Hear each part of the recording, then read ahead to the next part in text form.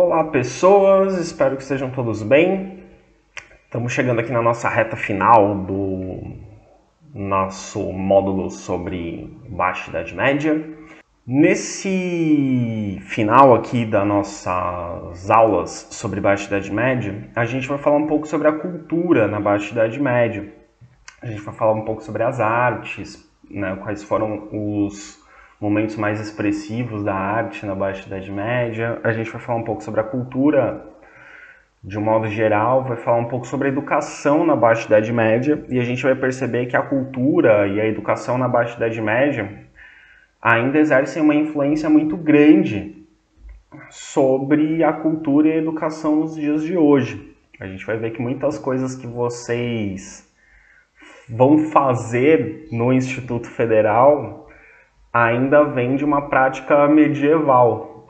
E é engraçado porque muitas vezes as pessoas se referem à Idade Média como um período ruim, né? Como se fosse um xingamento, né? Ah, tal pessoa tem um pensamento medieval, tal pessoa parece que veio da Idade Média, como se fosse algo ruim.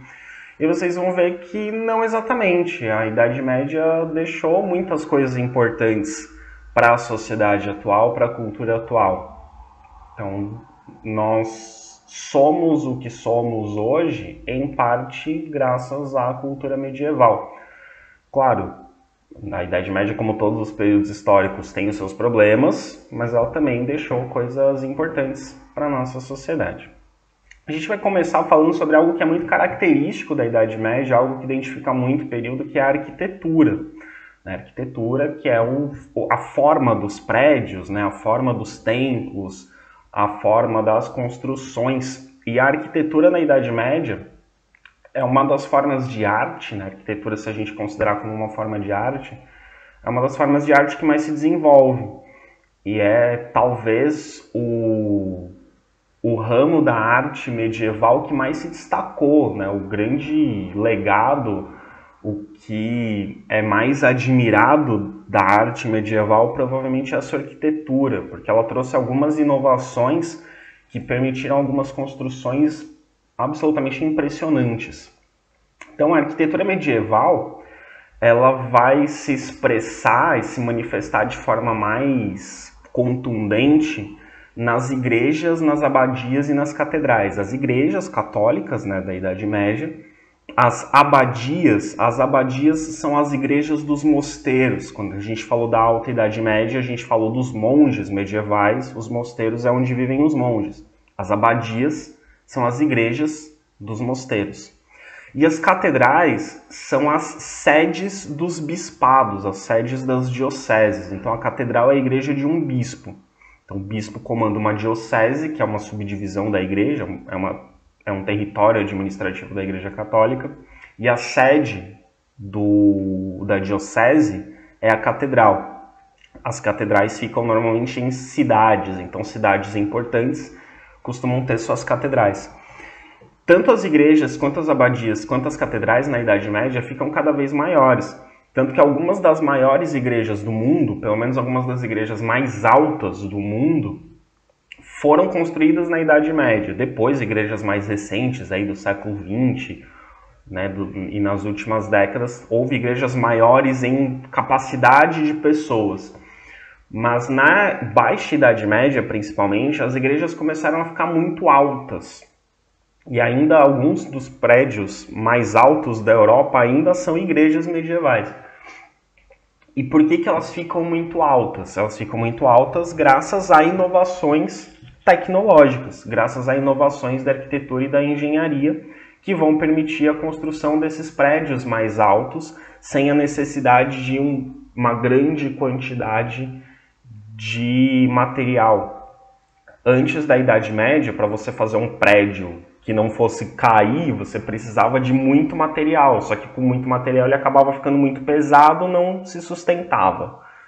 Na Baixa Idade Média vão se desenvolver técnicas que permitem construir prédios mais altos sem tanto material. Então não fica tão pesado, ele consegue ser alto e se sustentar.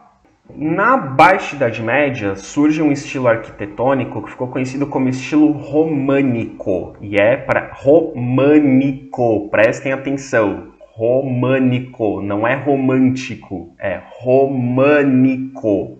Do jeito que está escrito aí na tela que vocês estão vendo, românico. Esse estilo românico, ele foi comum do século XI ao século XIII, não que ele desapareceu depois. Até hoje existem igrejas construídas no estilo românico, ou inspiradas no estilo românico, mas ele era considerado o principal, né, o mais importante, o mais bonito, o mais utilizado entre o século XI e o século XIII.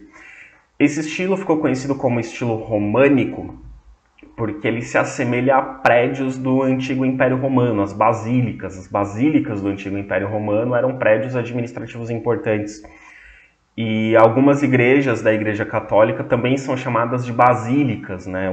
A Igreja Católica usou muitos termos do Império Romano, né? Basílica eram prédios importantes e passaram a denominar igrejas importantes.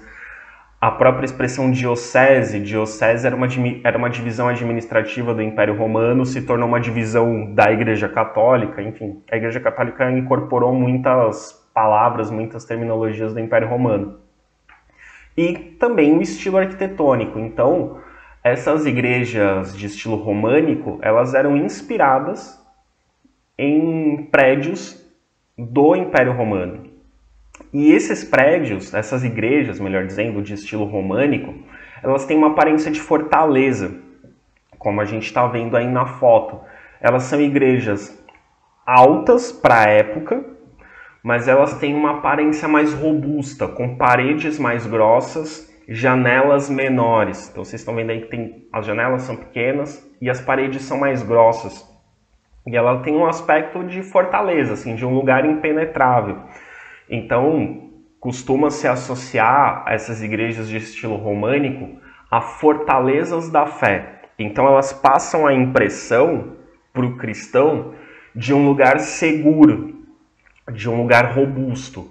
Como deve ser a fé cristã? Ela deve ser segura, ela deve ser robusta, ela deve ser forte, ela deve suportar os ataques dos inimigos. Então, pessoal, também é importante a gente pensar na arquitetura medieval, não só com a forma, mas principalmente no sentido, o que ela quer transmitir.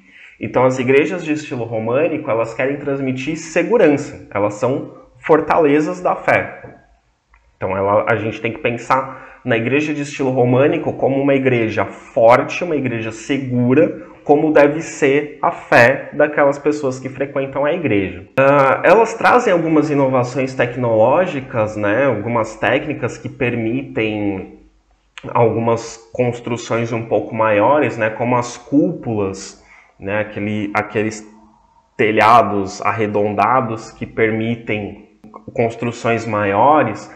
Elas têm aí, algumas igrejas de estilo românico, essa janela redonda, que eu vou mostrar para vocês aqui, vou indicar melhorzinho. Vocês já devem estar vendo, mas eu vou dar uma circulada para ficar mais fácil de vocês observarem. Que essas janelas redondas, que a gente chama de rosáceas, que elas permitem uma entrada maior de luz, né?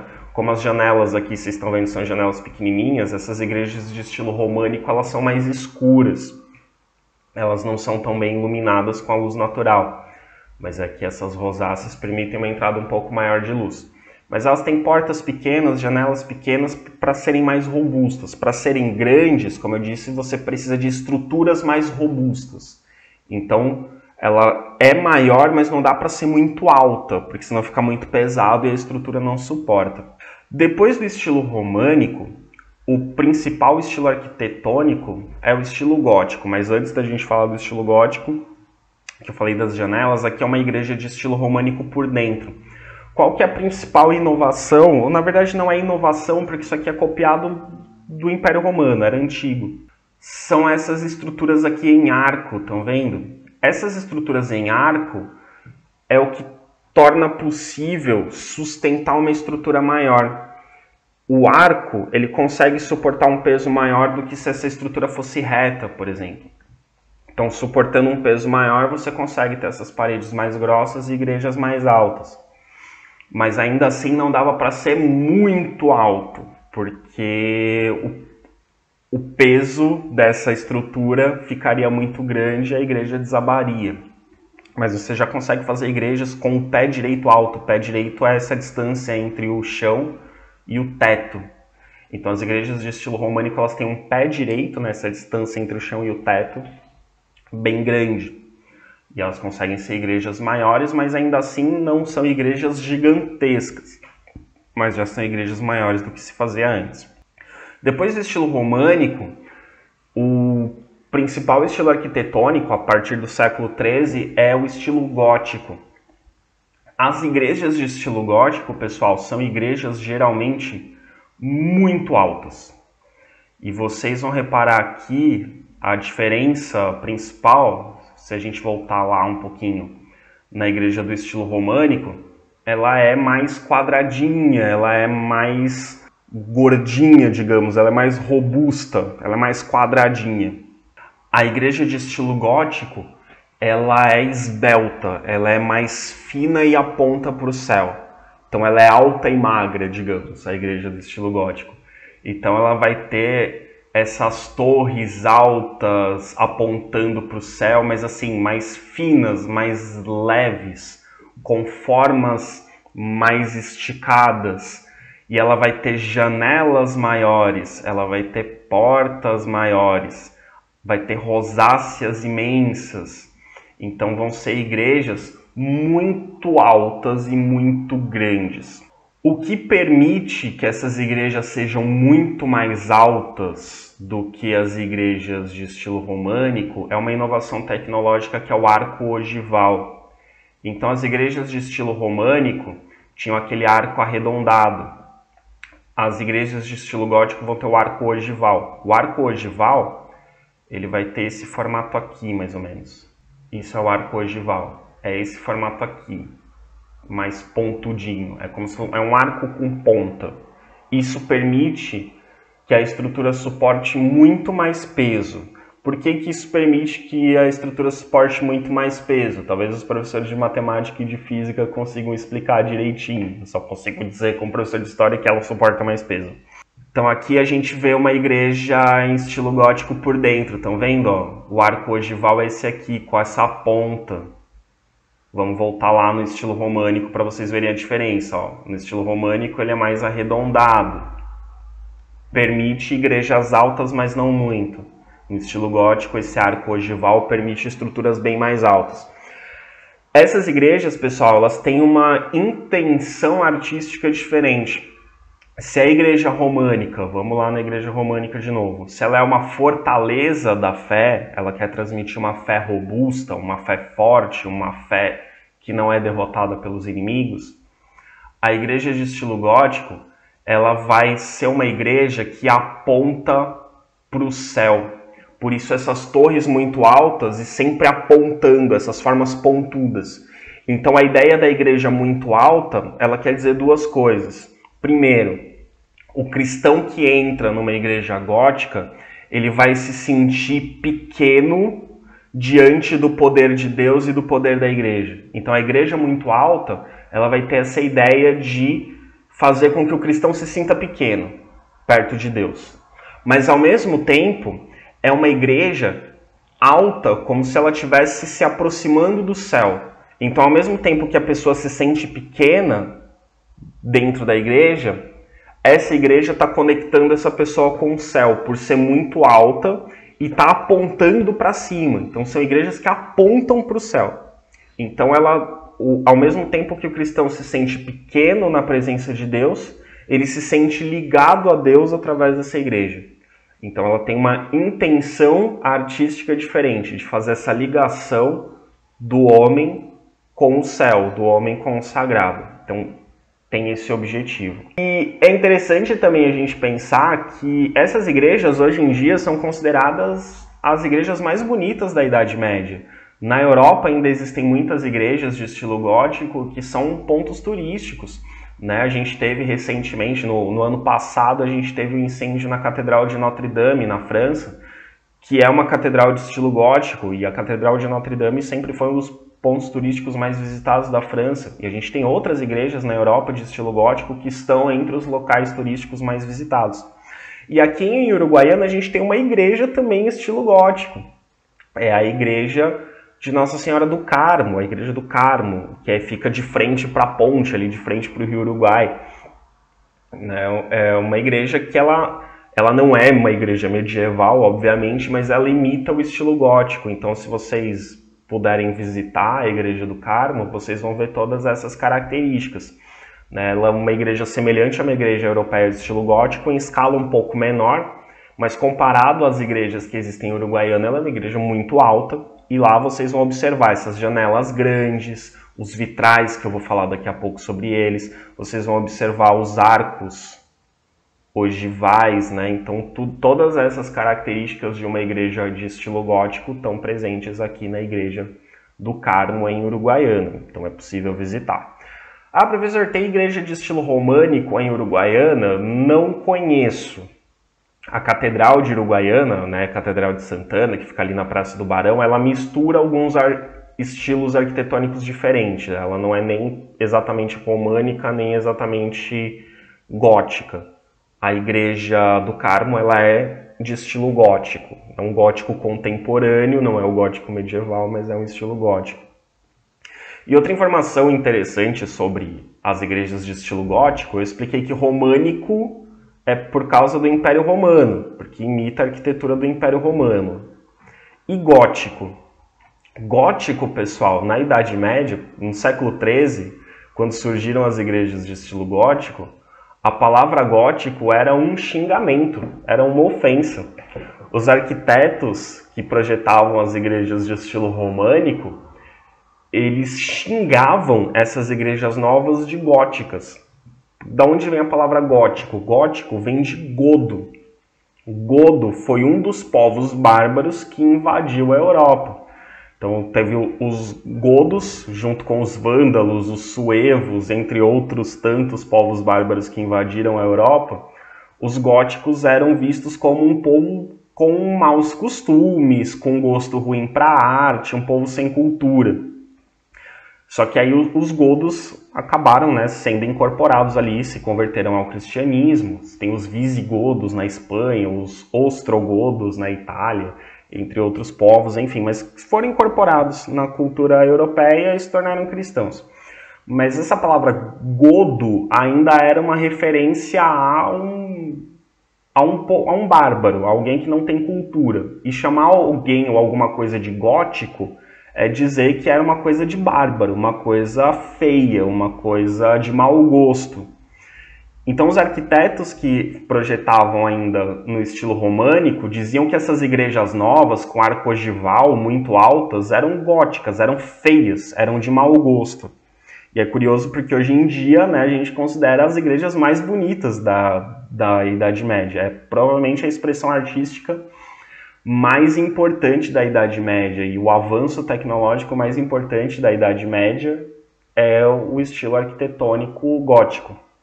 Ainda nas igrejas medievais, a gente tem mais duas formas de arte que foram muito importantes, os vitrais e os afrescos. Os vitrais são os vidros coloridos nas janelas. Então aqui a gente tem uma rosácea, né, que eu tinha comentado com vocês, que já tinha ali no estilo românico, e elas são aperfeiçoadas no estilo gótico. As rosáceas são essas janelas redondas com vidros coloridos. Esses vidros coloridos podem ser simplesmente vários vidros coloridos, com formas abstratas, ou podem formar figuras, como nessa daqui de cima. Aqui a gente tem um vitral. O vitral é uma forma de arte em que você representa imagens dentro das janelas, né? Você usa vidros coloridos para representar imagens nas janelas. Os vitrais, eles tinham funções muito importantes para a igreja. Primeira função importante, a gente tem que lembrar que na Idade Média a grande maioria das pessoas era analfabeta. Então elas não tinham como ler a Bíblia, ler os ensinamentos da igreja. Então elas aprendiam sobre a religião através dos sermões dos padres, né? Através dos discursos dos padres, mas principalmente através das imagens que tinham nas igrejas. Então as igrejas eram repletas de imagens. E os vitrais ajudavam nessa função de ensinar religião para as pessoas. Então normalmente os vitrais tinham passagens bíblicas ou contavam histórias das vidas dos santos. Então representavam informações e ensinamentos da religião para essas pessoas. Então os vitrais eles tinham essa importância. No caso das rosáceas aqui e de outros vitrais com formas abstratas, eles tinham uma função de iluminação. Então, esses vitrais eram projetados, os vitrais, as rosáceas, eram projetados principalmente nas igrejas góticas, que, voltando lá, que tem janelas maiores. Então, como elas têm janelas maiores, elas recebem mais luz natural durante o dia. Então, comparado com as igrejas de estilo românico, as igrejas góticas eram bem mais claras. Se a gente comparar com a arquitetura de hoje, as igrejas góticas elas são escuras, perto dos prédios que a gente tem hoje, mas porque hoje a gente tem um outro estilo arquitetônico, outras técnicas de engenharia que permitem ter janelas ainda maiores e que entre mais luz natural. Então, se a gente compara com as igrejas e com as construções de hoje, as igrejas de estilo gótico são escuras, mas para a Idade Média elas eram muito claras. E esses vitrais e essas rosáceas, elas permitiam essa entrada de luz. E além da entrada de luz, os vidros coloridos também traziam efeitos importantes. Então muitos desses vitrais, dessas rosáceas, eram projetados para que num determinado horário do dia, que era a hora da missa normalmente, a luz do sol batesse de uma determinada forma que causasse um efeito visual impactante nas pessoas. Então imaginem a cena, o padre está ali celebrando a missa e no momento que ele está consagrando a hóstia, né, que para o católico o momento da consagração da hóstia é o momento que o pão e o vinho estão se transformando em corpo e sangue de Cristo, imaginem no momento que ele está ali convertendo o pão e o vinho em corpo e sangue de Cristo, a luz está batendo num desses vitrais iluminando o altar com luzes coloridas, bem na hora da consagração. O efeito que isso dá, a sensação de milagre, a sensação de que Deus está agindo, é algo muito forte ali. E na Idade Média também você tem, além da arquitetura, tem a música medieval, ela tem um efeito, né? O canto gregoriano, que vocês podem pesquisar depois, né? Procurar no YouTube músicas de canto gregoriano. O canto gregoriano também tem esse efeito, né? De fazer a pessoa se sentir na presença de Deus.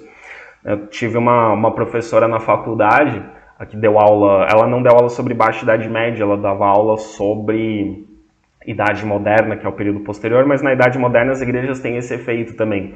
E ela conta que uma vez ela estava na França, se eu não me engano, na Catedral de Notre Dame, uma igreja dessas de estilo gótico, e essa professora era uma professora completamente ateia, não acreditava em absolutamente nada sobrenatural.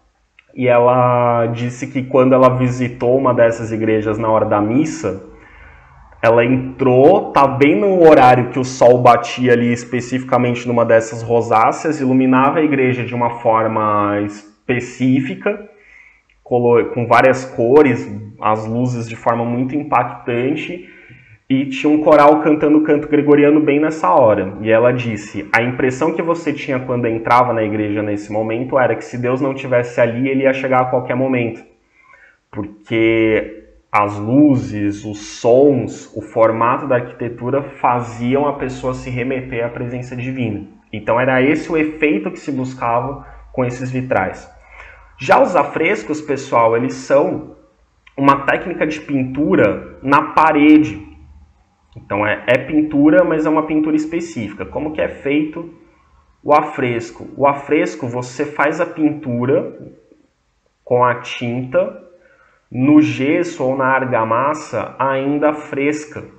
Então o gesso ou a argamassa ainda molhada, ainda sem ter secado, você faz a pintura e aí a tinta seca junto com a argamassa ou com o gesso, e aí a pintura fica gravada na parede. Também era muito utilizado, muitas igrejas na Idade Média tinham esses afrescos nas suas paredes. Então você tinha os vitrais coloridos, você tinha esses afrescos na parede, então você tinha a igreja repleta de pinturas, de vitrais e de imagens, né, de estátuas, representando santos, passagens bíblicas. Então era tudo muito visual, porque como a maioria das pessoas eram analfabetas, elas precisavam ver as imagens para aprender sobre a religião, ok? Na Baixa Idade Média, também a gente tem algumas transformações na educação. A educação medieval ela tem algumas características que vão ser comuns ainda nos dias de hoje, que vão inspirar algumas coisas na educação atual. Então, primeira coisa, como eu disse, a grande maioria das pessoas na Idade Média era analfabeta. E a grande maioria das pessoas na Idade Média era analfabeta porque para a grande maioria das pessoas não era necessário saber ler e escrever. E por que não era necessário saber ler e escrever? O camponês tinha que saber o trabalho no campo, e para isso ele não necessariamente precisava saber ler e escrever. O nobre precisava ser um guerreiro, e o guerreiro, para aprender a lutar, não necessariamente precisava saber ler e escrever. Quem precisava saber ler e escrever era o clero, porque o clero tinha que estudar a Bíblia, tinha que estudar os ensinamentos da igreja, e tinha que preparar os seus sermões, preparar os seus discursos. Então, normalmente eram os padres, os monges que estudavam. E é por isso que a grande maioria das escolas ficava nos mosteiros. Existiam escolas públicas na Europa medieval, escolas abertas para o público em geral? Existiam, mas elas eram raras, eram a minoria. A grande maioria das escolas ficava nos mosteiros ou nas catedrais. Eram ligadas à igreja.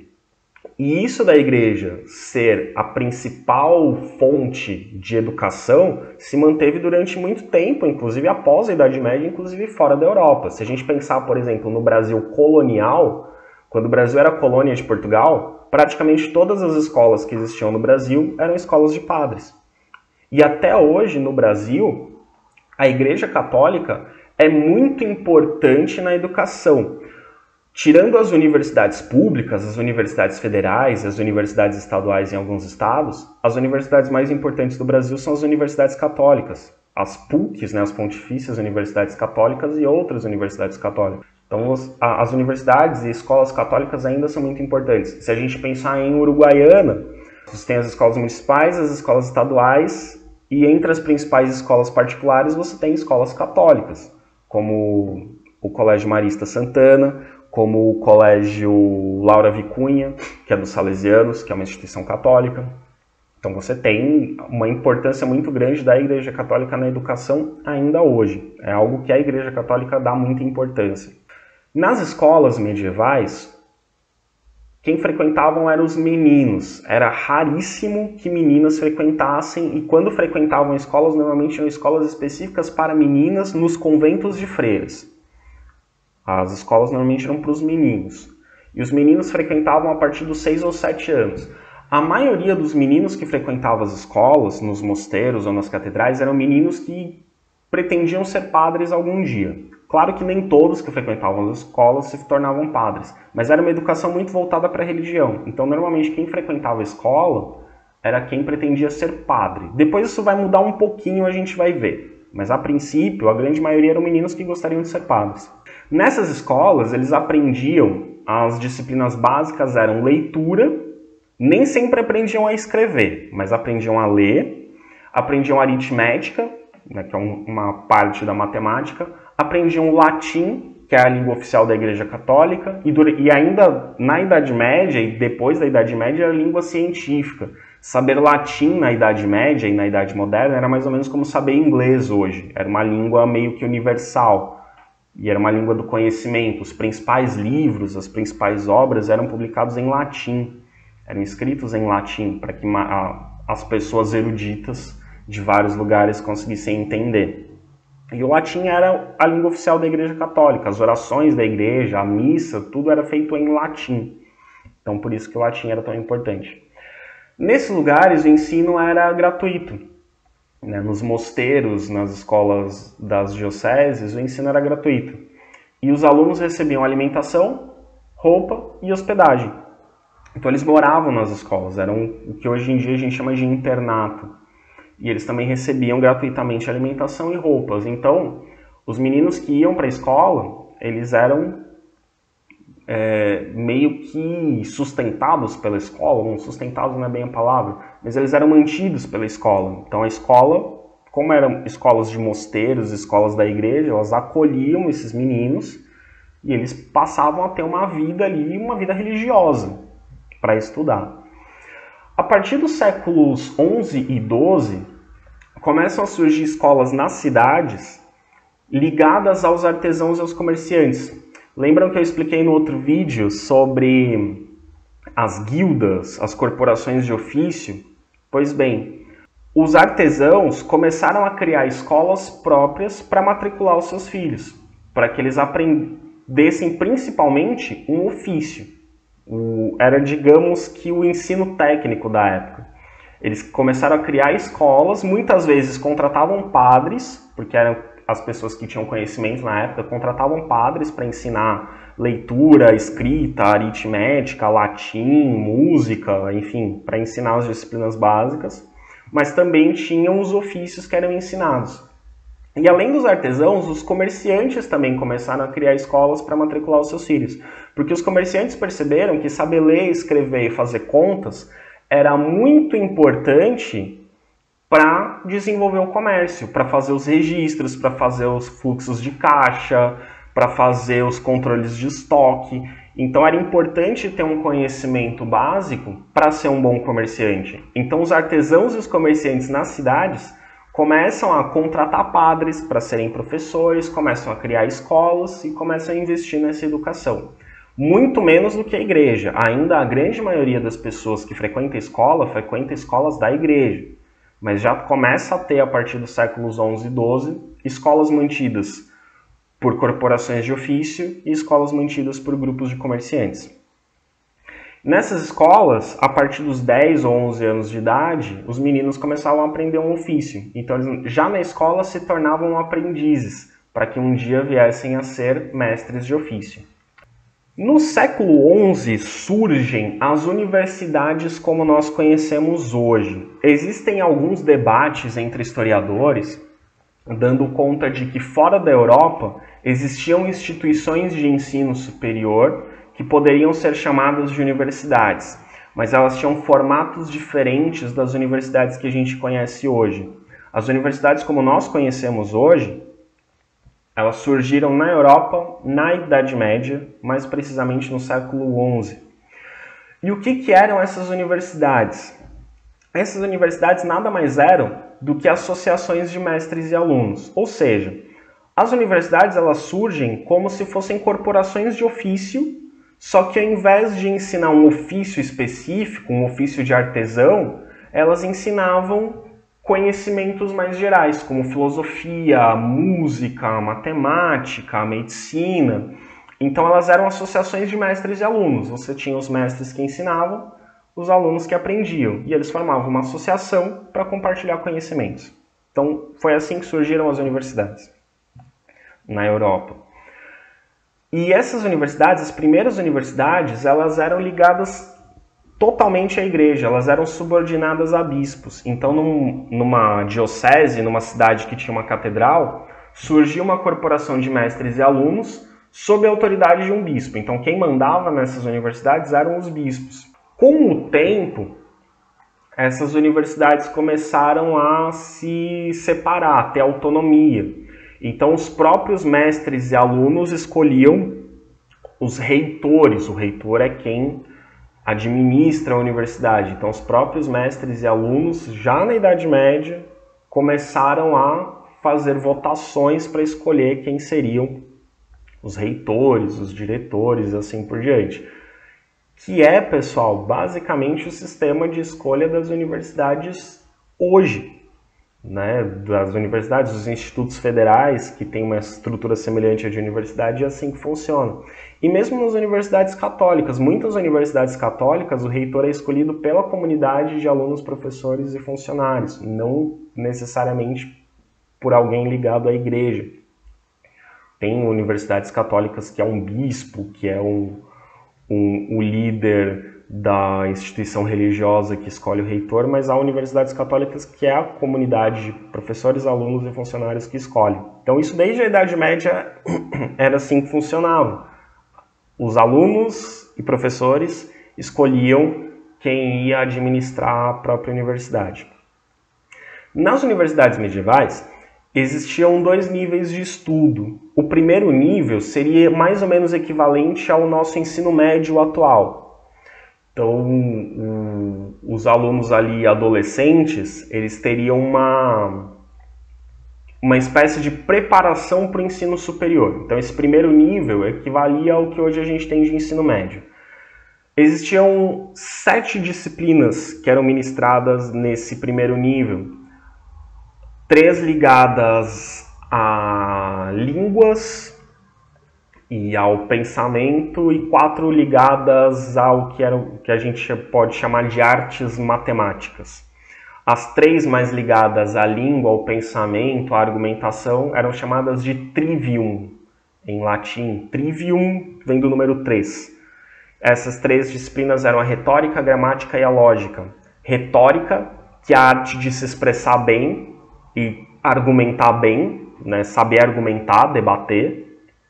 A gramática não era exatamente a gramática que a gente conhece hoje, mas a gramática pensada como a ciência ou a arte de escrever corretamente, de conhecer a língua para poder escrever corretamente, interpretar corretamente os textos.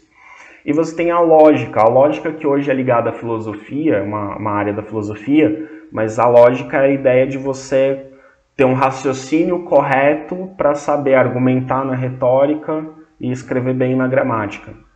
E a lógica também te ajuda a interpretar o texto, a entender, a compreender a leitura que você está fazendo, a compreender a fala de um professor, saber analisar. Então o trivium tem essa parte mais, digamos, ligada à língua, ao texto, à compreensão.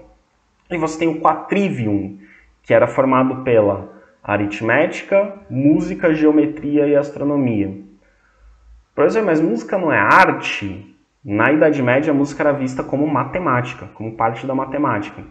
E, na verdade, quem estuda música sabe que a música ela é muito mais matemática do que apenas arte. Ela é arte também, mas ela tem um lado matemático muito forte, a questão dos tempos, dos ritmos, tudo isso é matemático.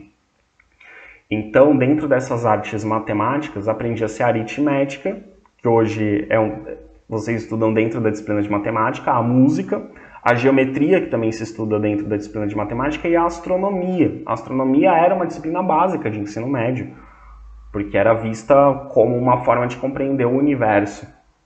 Então esse era o quatrívio. Então você tinha as disciplinas básicas de retórica, gramática, lógica, aritmética, música, geometria e astronomia. Esse era o ensino médio, que era o primeiro nível das universidades. Depois você tinha o segundo nível. O segundo nível equivaleria hoje à graduação, aos bacharelados, licenciaturas da vida. O que seria o ensino superior de hoje em dia. E o ensino superior tinha 4 áreas: artes, teologia, direito e medicina. Então, se você ia para a universidade, indo para o segundo nível, você ia ser um bacharel, você ia ser alguém, ou um licenciado, né? Enfim, você ia ser alguém com autorização para ensinar ou para desenvolver uma profissão dentro das artes, dentro da teologia, dentro do direito ou dentro da medicina. Artes mais variadas, podia ser a pintura, podia ser a música, podia ser, enfim, vários tipos de arte, podia ser a arquitetura. Então, dentro das artes tem várias áreas. Teologia mais ligado aos padres, mas não só padres faziam teologia. Teologia é o conhecimento sobre Deus. Direito era muito importante na Idade Média, como era muito importante na época do Império Romano, conhecer as leis. Então, os advogados, os juristas, aqueles que vão ajudar os governantes a criar e praticar boas leis. E a medicina, que é a medicina que a gente conhece hoje. Né? Todo cuidado com a saúde, com o corpo humano. Todas as áreas de conhecimento eram ligadas a uma dessas 4, fosse artes, teologia, direito ou medicina. E para você se formar na universidade, você tinha que passar por 2 exames, um exame particular e um exame público. No exame particular, você tinha que apresentar uma tese, você tinha que desenvolver um trabalho e apresentar uma tese diante de uma banca de mestres da universidade. Professor, isso é tipo o TCC que a gente faz hoje? Isso é tipo o TCC. O TCC que vocês apresentam hoje, os TCCs de curso técnico, TCC de curso de graduação, banca de defesa de mestrado, banca de defesa de tese de doutorado, tudo isso, pessoal, que ainda existe nas universidades, nas escolas hoje, vem dessa época da Idade Média. Porque, como eu disse, a universidade ela era uma espécie de corporação de ofício, era uma corporação de mestres e alunos. Então, assim como nas corporações de ofício, você tinha os mestres de ofício que avaliavam os aprendizes para ver se eles eram capazes ou não de desenvolver a profissão, nas universidades, os mestres das universidades avaliavam os alunos numa banca para ver se eles tinham condição ou não de serem mestres universitários. A partir do momento que você é aprovado, que você recebe o título da universidade, você tem autorização para ensinar na universidade. Então você se torna um mestre universitário. Então, mas não era só um exame, não era só esse exame com a banca. Tinha a banca que você tinha que apresentar a tese e você tinha que convencer a tese de que essa ideia que você estava apresentando era correta. Se você convencesse a banca, você era aprovado no exame particular. E aí depois tinha um exame público. Esse exame público era bem interessante. O exame público era uma aula aberta. Então esse candidato a mestre da universidade, ele tinha que dar uma aula aberta para os alunos da universidade. Só que assim, entre os alunos da universidade, você tem caras que são muito inteligentes, caras que são muito bons, caras que vão fazer perguntas muito difíceis. Então, ele tinha que estar muito bem preparado nessa aula. Então, se ele passa pelo exame particular, depois ele é aprovado nessa aula pública, que ele dá uma aula aberta para todos os alunos da universidade interessados, se ele é aprovado nessas duas fases, ele é autorizado a ser professor da universidade, ele se torna um mestre. Então ele pode seguir sua vida, sua carreira, sua profissão, ou ele pode se candidatar a ser professor de uma universidade. Então ele tem autorização para ensinar. Outra coisa, pessoal, das universidades medievais, que algumas universidades públicas mantêm ainda hoje mais ou menos parecido, é que é assim, não existiam cursos propriamente, né? Não tinha lá um currículo que você tinha que seguir, tem que fazer tais e tais disciplinas para me formar. Era mais ou menos assim. Tinha lá na universidade um mestre na área de teologia que ele falava sobre, por exemplo, os 4 evangelhos. E ele dava aula sobre isso. Aí tinha um outro mestre de artes que ele ensinava canto. Aí tinha um outro mestre lá no direito que ensinava o direito romano. E assim por diante. Você, como aluno da universidade, você podia frequentar a aula que você quisesse do professor que você quisesse. Não tinha um currículo específico. Eu tenho que fazer essas disciplinas para me formar em direito. Não. Você podia fazer as aulas que você quisesse. Qualquer disciplina. E os professores também, eles não tinham um currículo para seguir. Hoje em dia, né, eu como professor de história, eu tenho um currículo para seguir, eu tenho um programa para seguir. Tenho os conhecimentos que eu tenho que ensinar, que vem das leis de educação, que vem das diretrizes do IFAR, enfim, tem um currículo que eu tenho que seguir. Na Idade Média, nas universidades, o professor ensinava o que ele quisesse dentro da disciplina dele, porque ele era considerado um mestre, então ele era considerado alguém apto para transmitir conhecimento. Então ele podia ensinar o que ele quisesse dentro da sua disciplina. Então os alunos procuravam os professores que eles achavam bons e que falavam de assuntos que interessavam. Não era assim, vou me matricular na disciplina tal. Era, vou acompanhar a aula do professor tal, porque eu acho que aquele professor é interessante, porque eu acho que aquela aula que ele dá é importante para mim. Então essa era a estrutura. E aí depois de cursar várias disciplinas, o aluno podia achar, bom, agora eu estou preparado, vou me candidatar, vou defender a tese para me tornar um mestre. E aí ele defendia sua tese diante da banca. Então não tinha um currículo, ele podia ficar 2 anos, 3 anos, 10 anos, até ele se julgar preparado para defender uma tese e se tornar um mestre, receber um título ali na área das artes, da teologia, do direito ou da medicina. Então aqui a gente tem algumas imagens mostrando aqui, pessoal, provavelmente nós temos aqui uma banca, alguém sendo examinado. Não sei dizer exatamente essa imagem aqui certinho o que representa, o que essa pessoa está defendendo, o que ela está mostrando, mas provavelmente é uma banca. E aqui a gente tem uma aula uma letra capitular, que eu já expliquei nas aulas de Alta Idade Média o que é uma letra capitular. Se vocês não lembram, voltem lá nos vídeos. Aqui na letra capitular a gente tem os alunos e o professor aqui ensinando. Aqui a gente tem um pouco de como era o ambiente universitário na Idade Média. Bom, chegamos ao fim da Idade Média. E o fim da Idade Média, pessoal, é um fim bem trágico, que eu vou dar uma resumida. Quem tiver interesse, eu recomendo que depois dê uma pesquisada em cada um desses assuntos. Mas aqui a gente vai falar de uma forma mais geral. Que é o que a gente chama de crises do século XIV. O século XIV ali é o final da Idade Média. Então, a passagem da Idade Média para a Idade Moderna é no século XV. Mas ali no século XIV, a gente tem uma série de crises. E que aquele milenarismo que eu expliquei para vocês nos vídeos anteriores, aquele sentimento de que o mundo ia acabar a qualquer momento, no século XIV esse sentimento vai voltar com tudo. Por quê? O século XIV, pessoal, é um século em que, digamos, tudo dá errado na Europa. Sabe a lei de Murphy, de quando uma coisa pode dar errado, ela vai dar errado da pior forma possível? É o século XIV na Europa. Tudo que podia dar errado deu errado e deu errado da pior forma. E quando dava errado, as pessoas não sabiam como consertar e pioravam ainda mais. Isso é o século XIV. Então, assim, pensa em tudo que pode dar errado. Deu errado no século XIV. Tudo. O que teve no século XIV? O que pode ser ruim para as pessoas? Fome. Teve fome no século XIV. E aqui, pessoal, o alerta dos problemas ambientais. Por que teve fome no século XIV? Entre 1315 e 1317, no começo do século XIV, a Europa enfrentou chuvas muito mais fortes do que o comum, muito mais fortes do que o esperado.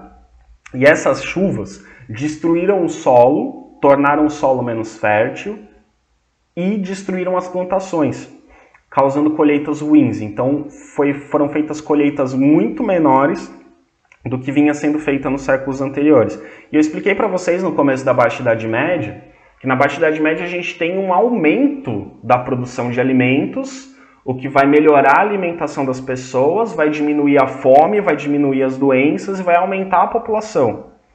Só que no século XIV, essas colheitas são péssimas. E por que essas colheitas são péssimas? Por que essas chuvas destroem o solo? Por que essas chuvas destroem as colheitas e por que o solo está degradado? Não é só as chuvas que causam essa degradação. Tudo isso acontece, pessoal, por problemas climáticos no final da Idade Média. Lembra que eu expliquei nos vídeos anteriores da devastação da área de floresta, do desmatamento absurdo que teve na Europa na Baixa Idade Média? Então, isso causou problemas no final da Idade Média. Eu expliquei para vocês, né, que tinha aquele sistema de rotação trienal que ele dava uma aliviada no solo, mas o solo continuava se degradando. A degradação ainda era muito forte, mesmo com aquele sistema trienal, né, de a cada ano deixar uma parte do solo descansando. Aquilo deu uma aliviada, mas não resolveu.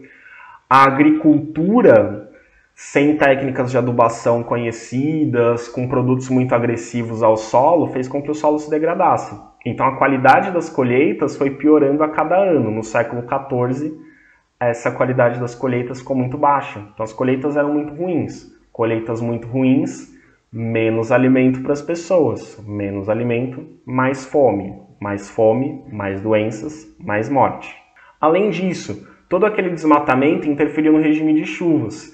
Então a Europa começou a passar por ou momentos de seca muito prolongada, ou por chuvas muito fortes. Então, ao invés de ter um sistema de chuvas equilibrado, quando ou chovia muito forte e destruía o solo, destruía as plantações, ou ficava muito tempo sem chover, o que também destruía o solo, destruía as plantações. Então, entre 1315 e 1317, a Europa passou por crise de fomes muito grandes, de faltar alimento para muita gente. Então, muita gente morreu de fome no começo do século XIV. E ao longo do século XIV, essa crise mais ou menos se mantém. A produção de alimentos no século XIV ela não é tão boa quanto vinha sendo nos séculos anteriores da Baixa Idade Média.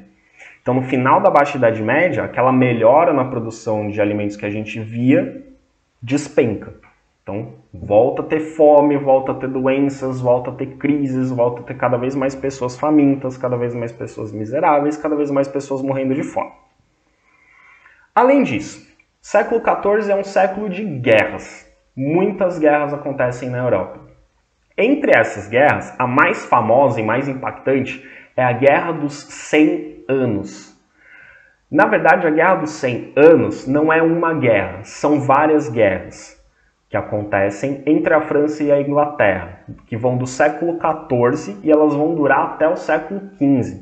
E essas várias guerras, na verdade, elas não duram 100 anos, elas duram mais de 100 anos. Quer dizer, cada guerra dura alguns anos, mas juntando todas elas dá mais de 100 anos. Elas vão terminar em 1453. 1453, pessoal, é o ano considerado o final da Idade Média. A gente marca o fim da Idade Média em 1453 por causa da queda do Império Romano do Oriente, do Império Bizantino, mas 1453 também é o fim da Guerra dos 100 Anos. Então, é considerado o fim da Idade Média pelo fim da Guerra dos 100 Anos e pela queda do Império Romano do Oriente.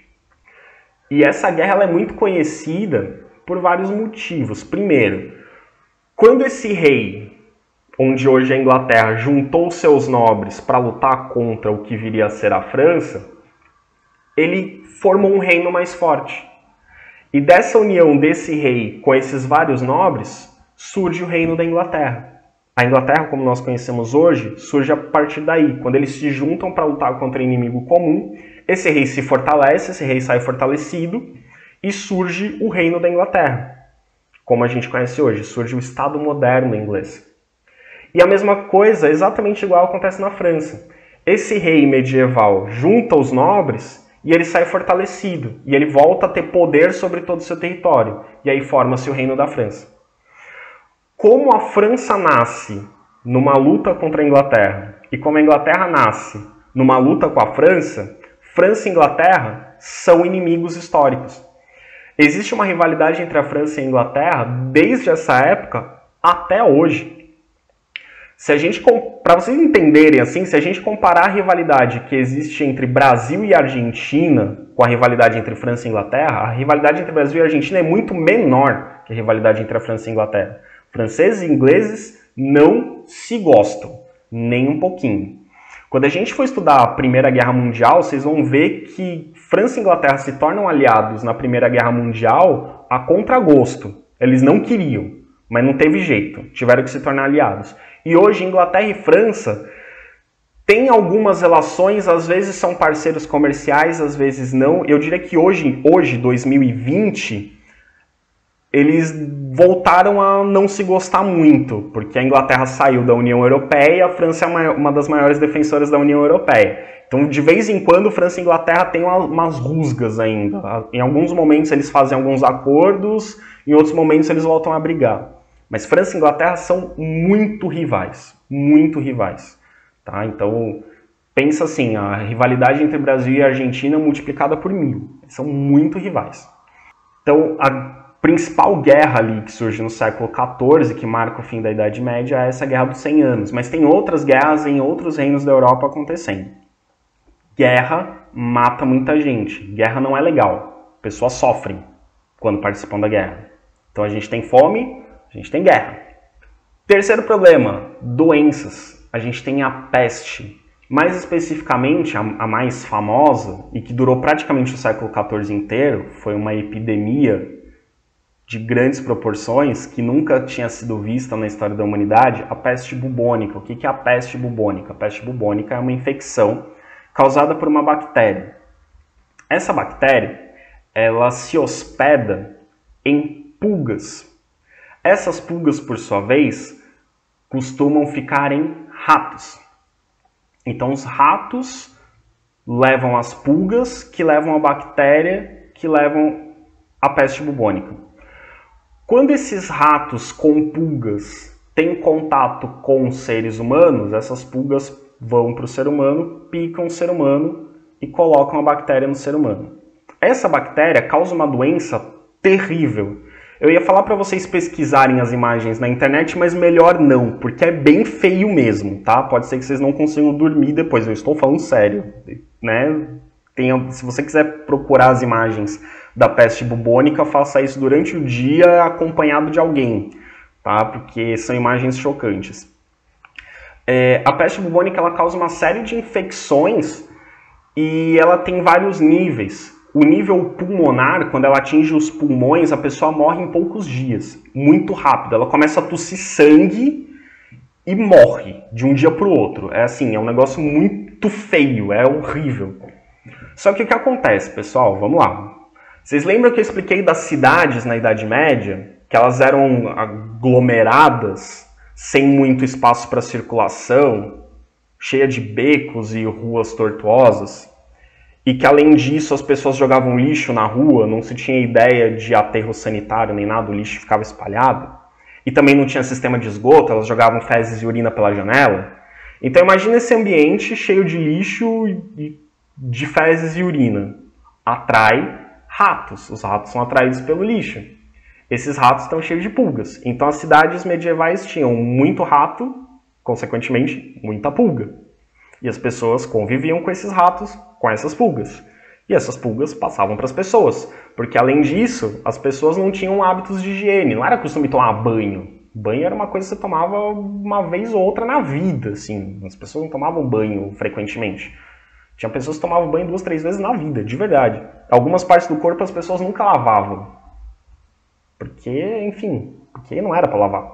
Não sabiam que tinha que lavar. Então, as pessoas não tinham a noção de higiene, de profilaxia que a gente tem hoje. As pessoas não tinham a noção de que existiam bactérias, vírus, micro-organismos. As pessoas simplesmente não sabiam que isso existia.